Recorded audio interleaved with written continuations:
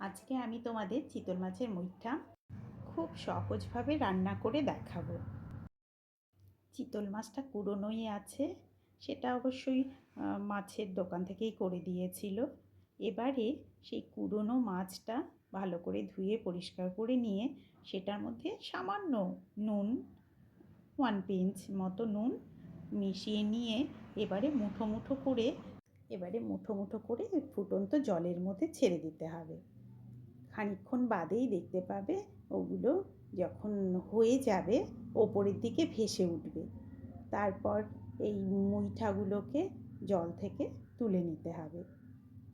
তুলে নেওয়া হয়ে গেলে সেই মুইঠাগুলোর মধ্যে 1 চামচ পরিমাণ মতো কর্নফ্লাওয়ার, একটু যে মশলাটা আমি করে রেখেছিলাম গ্রেভি বানাবো বলে সেইটা 1 চামচ মতো, আর একটু নুন দিয়ে ওটাকে একটু ভালো করে হাত দিয়ে মেখে নিয়ে তারপরে ওটা ফ্রাই করে নিচ্ছি। ডিপ ফ্রাই হবে অবশ্যই। ডিপ ফ্রাই করে নিয়ে লাল করে ভেজে তুলে নেব।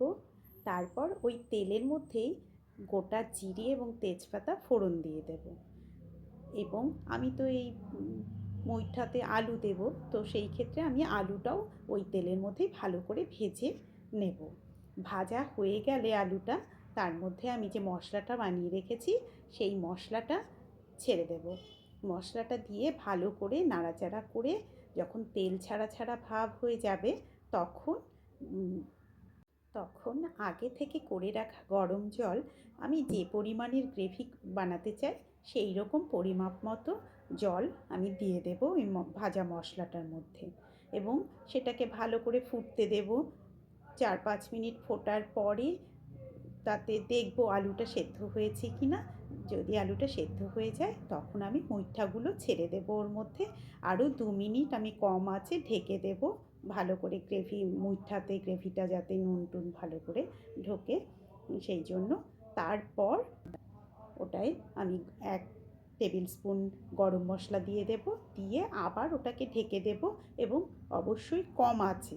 চিতল মাছের মুইঠা সার্ভ করবার জন্য একদম রেডি হয়ে গেছে। এখন গরম গরম ভাতের সাথে পরিবেশন করলে তা খেতে কিন্তু দারুণ লাগবে।